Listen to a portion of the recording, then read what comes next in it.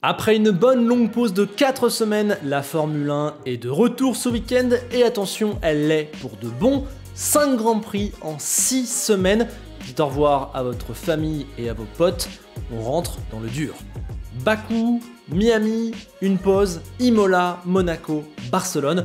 Le prochain mois et demi de compétition va nous amener à 8 Grands Prix, soit environ le tiers de la saison. On va donc se poser les 8 questions qui vont déterminer le visage de la suite des événements. Bakou, c'est fou? Alors je te préviens, je vais faire des rimes à chaque question, donc si t'aimes ça, prépare-toi et surtout abonne-toi. D'ailleurs j'ai constaté que 44% d'entre vous regardaient les vidéos sans être abonnés. Alors je sais que c'est un peu embêtant de parler de ça en début de vidéo, mais allez-y, cliquez, comme ça j'en parlerai plus.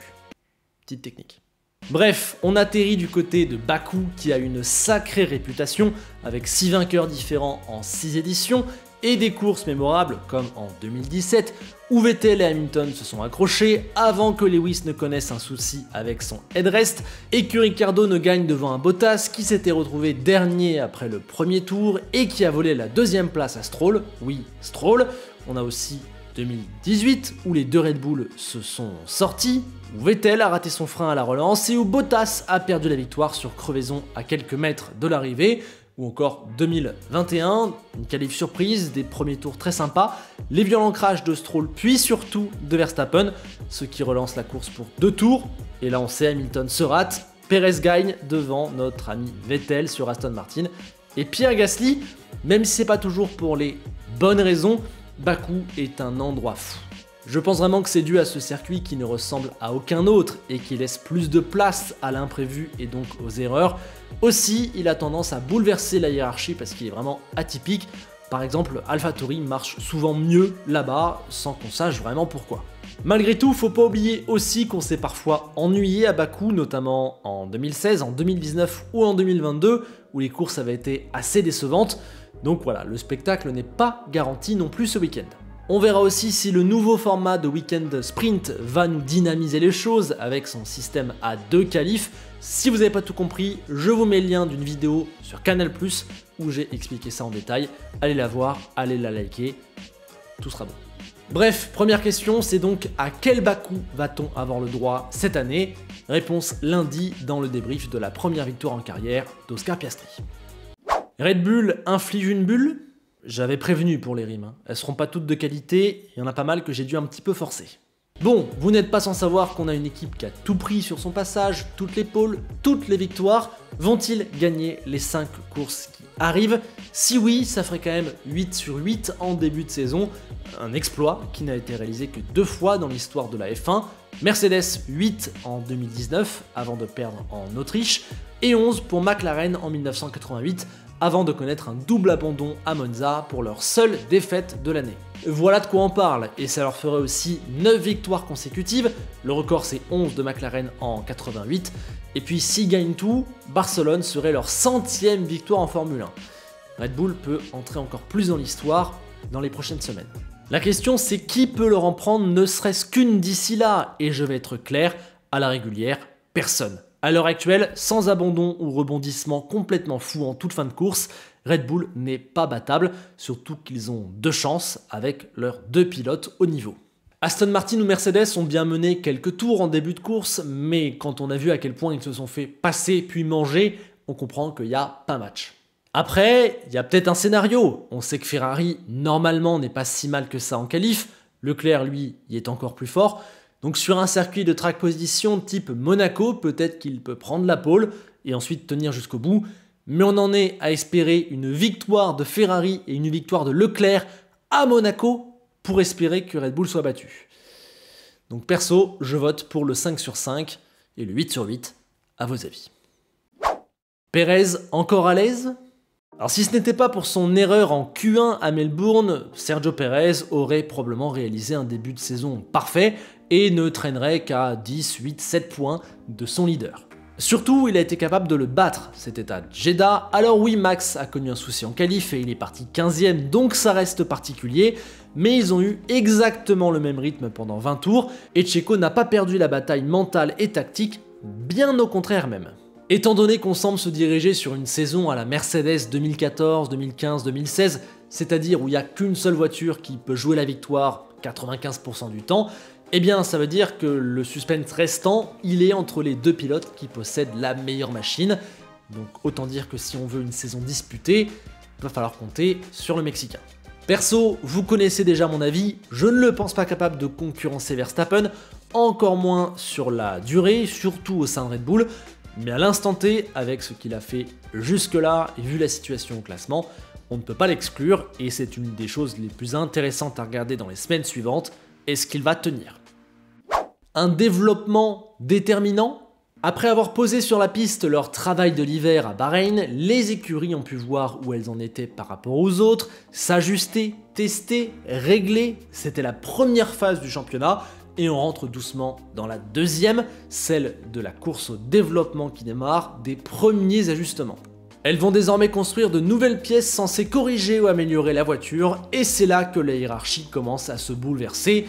On entre tout pile dans cette période avec le retour sur les circuits européens plus proches des bases des équipes. Et chaque année, des choses évoluent. Reprenez le 3e Grand Prix de l'an dernier, l'Australie, Ferrari y semblait hors d'atteinte pour Red Bull, Aston avait la pire machine et Alfa Romeo avait son ticket garanti dans les points. Donc autant le dire tout de suite, la photo là au 28 avril ne sera pas celle au 28 novembre. Et à ce petit jeu, on a hâte de voir arriver d'éventuelles voitures B. En fait, maintenant que la réglementation de 2022 a un petit peu de maturité, on commence à voir la formule qui marche le mieux pour ces voitures, et donc certaines écuries, loin du compte, vont peut-être se mettre à développer la machine dans cette nouvelle philosophie. Elles vont changer d'idée. C'est ce que Mercedes est supposé faire, peut-être va-t-on bientôt voir une W14B, ce serait l'un des trucs les plus excitants du reste de la saison, peut-être que d'autres équipes vont vouloir en faire de même. C'est là-dessus en tout cas que j'aurai un œil très avisé. 3 teams, 1 place. Ouais, je suis désolé, là, il n'y a pas de rime, j'ai rien trouvé. Dites-moi si vous aviez un truc. Bon, en plus là, j'avoue que j'ai un petit peu triché, puisque en une question, je vais aborder 3 équipes, les 3 concurrentes de Red Bull, parce que voilà, leur lutte est très serrée, et on va voir comment elle va se développer dans les semaines à venir. Alors Aston va devoir confirmer encore, non pas qu'elle soit devenue un top team, car ça, on a compris que c'était le cas, elle en a la performance, le top pilote et le mode opératoire, je dirais, mais elle va devoir confirmer qu'elle reste un top team au fil de la saison. Mais franchement, vu la direction qu'ils ont prise, vu leurs moyens, vu leur temps disponible en soufflerie, vu les hommes qui composent cette équipe, je ne suis pas inquiet. Je vois personnellement Aston Martin tenir ce rythme-là jusqu'à Abu Dhabi. Pour Mercedes, la question, on vient de l'évoquer, c'est voiture B ou pas. Je pensais que ce serait facile d'y répondre puisque Bahreïn semblait avoir complètement tiré un trait sur la W14 actuelle, mais la performance plutôt pas mal du côté de Melbourne a peut-être remis du doute. On va voir la direction prise par l'écurie qui, sur les 7-8 dernières années, était la toute meilleure. Est-ce qu'elle va réussir à revenir au top?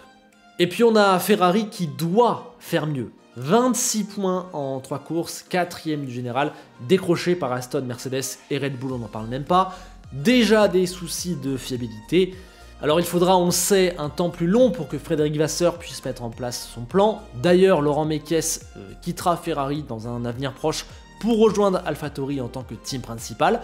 Mais bon, là, à l'instant T, il faut que Ferrari commence à stopper l'hémorragie. Il faut des points, vite, il faut rassurer. C'est vrai qu'avec des faits de course plus favorables, la situation comptable ne serait pas aussi catastrophique, mais bon, aujourd'hui Ferrari a le 4e meilleur niveau de performance, et à la régulière, j'ai du mal à imaginer un homme en rouge sur un podium. Ça fait mal, il en faudrait un très vite, dès ce week-end si possible. Et puis il faudrait aussi que la série de Charles Leclerc s'arrête, parce qu'il n'a que 6 points au classement pour l'instant. On va espérer que la roue tourne pour lui. Alpine, enfin in. S'il y a bien une écurie que j'ai du mal à situer actuellement, c'est Alpine. À Jeddah, après un départ plus compliqué à Bahreïn, on avait cru comprendre qu'ils étaient la 5e force du plateau, assez isolés devant et derrière. Et on sait également que la situation comptable ne reflète pas la réalité, puisqu'ils ont perdu beaucoup de points dans l'incident de Melbourne. Oui, mais en fait la question c'est, et j'ose la poser, elle fait un peu peur, est-ce qu'Alpine ne serait pas un top team en fait? Parce que mince, Pierre Gasly du côté de Melbourne, il avait le rythme de Sainz, qui lui-même avait le rythme de Alonso, qui lui-même avait le rythme d'Hamilton. Donc ouais, sur la dernière course en date, Alpine était dans le rythme des Aston, des Mercedes et des Ferrari. Imaginez si Alpine fait vraiment partie de ce groupe de voitures-là. En tout cas, vu ce qu'ils nous ont montré dernièrement, on a de très bonnes raisons de le penser, mais il va falloir le confirmer et surtout aller au bout, prendre des points. On serre les rangs et on prouve qu'on est devenu une top équipe et qu'on va de plus en plus haut. Peut-être qu'Alpine a passé un step et qu'on s'en rend pas encore compte. C'est une des choses que je veux confirmer prochainement. Miami, c'est mieux cette fois-ci? L'an dernier, Miami a fait une arrivée remarquée au calendrier. Alors au-delà de tout l'aspect folie américaine, show et paillettes, c'est le côté atypique du tracé qui a dénoté un parking, des courbes intéressantes dans le secteur 1, 2 immenses lignes droites et une partie sinueuse, assez grotesque, on va pas se mentir à mon goût, sur la fin. Mais le plus gros problème de l'an dernier, ça avait été le tarmac qui avait détruit totalement les rythmes de course et empêché toute bagarre. Il me semble qu'on a été resurfacé cette année, donc j'avoue que je fonde beaucoup d'espoir là-dessus. Parce que dans le fond, en vrai, bien que vous connaissez mon avis sur les circuits parking et sur l'extra dose de folklore, je pense que voilà, c'est pas ce qu'on a inventé de mieux, eh bien je crois toujours à la capacité de ce circuit à nous offrir de belles courses et de belles batailles, pour 2 raisons simples. Aujourd'hui, les voitures normalement se suivent mieux, et il y a 2 lignes droites où elles peuvent se dépasser. Donc j'y crois. J'espère que Miami va nous apporter une bonne course. Le mercato sera-t-il chaud? Ah les amis, on s'approche doucement de l'été, oui, après Barcelone, nous serons au mois de juin, et donc on s'approche doucement de la période estivale, celle où se règlent les transferts. Mais alors, qui est en danger? Eh bien déjà, du côté d'AlphaTauri, il va falloir que les 2 pilotes fassent du très bon travail, car derrière on a un Ayumu Iwasa très en forme en Formule 2, et d'autres jeunes peuvent aussi entrer bientôt dans la conversation. On mettait beaucoup de pression en début de saison sur Tsunoda, mais pour l'instant, il est bon, il est irréprochable, et il peut aller chercher sa prolongation de contrat. Du coup, peut-être attention à Nyck de Vries, qui pour l'instant fait plutôt un slow start, comme on dit. Dans les 5 prochaines courses, il faudra voir les prémices d'une montée en puissance, sinon peut-être qu'il deviendra un sujet cet été. Du côté d'Alfa Romeo, rien n'est encore réglé pour Guan Yu Zhou, et donc pour Théo Pourchaire, qui mine de rien est 2ème de F2, s'il est champion ça peut changer des choses. Bottas lui, il a une option, normalement il est là, mais comme toujours avec Bottas, on ne sait pas trop sur quel pied danser d'un jour à l'autre. Je vais aussi regarder de très près, et ça fait maintenant un petit moment que je vous en parle, Kevin Magnussen, qui pour moi n'est pas bon depuis bientôt presque 1 an, et qui là se fait un peu manger par Hülkenberg qui revient à peine. Steiner vient tout juste de déclarer qu'il laissait 5 courses aux Danois pour voir, pour faire ses preuves, et ensuite il verrait au niveau de son contrat. Donc on commence à être pile dedans, ouais, Magnussen est peut-être le pilote aujourd'hui qui a les fesses qui chauffent le plus. Enfin, n'oublions pas qu'on a toujours un Daniel Ricciardo qui traîne sur le pit wall et qui à un moment donné va peut-être s'insérer dans des conversations mercato. On a toujours Lando Norris qui peut-être à un moment donné va en avoir marre de McLaren. Je ne vois toujours pas de débouché à cette situation, mais c'est peut-être lui le premier domino déclencheur de notre silly season, comme Alonso l'avait été l'an dernier à la surprise générale. Et puis on parle, mais nous sommes désormais fin avril, bientôt début mai, et Lewis Hamilton n'a toujours pas de contrat pour la saison prochaine. Donc ça aussi, ça va se surveiller, et j'imagine que dans les 2 prochains mois, soit il va re-signer, soit il n'aura toujours pas re-signé, et du coup ce sera de plus en plus chaud. Le mercato arrive les amis, ayons ça en tête. Voilà, c'était les 8 gros points de ce début de saison. Un petit rendez-vous avant que vous partiez ce soir si vous regardez la vidéo ce jeudi à 19 h. Je suis en live sur le Twitch de Canal Plus Sport avec mon ami Lucas par les fins, notre petite émission en piste, preview de chaque Grand Prix de Formule 1 sur Canal Plus. Venez, on discute avec vous dans le chat, vous pouvez même passer à l'oral avec nous. Voilà, 1h30 d'émission pour tout attaquer le week-end.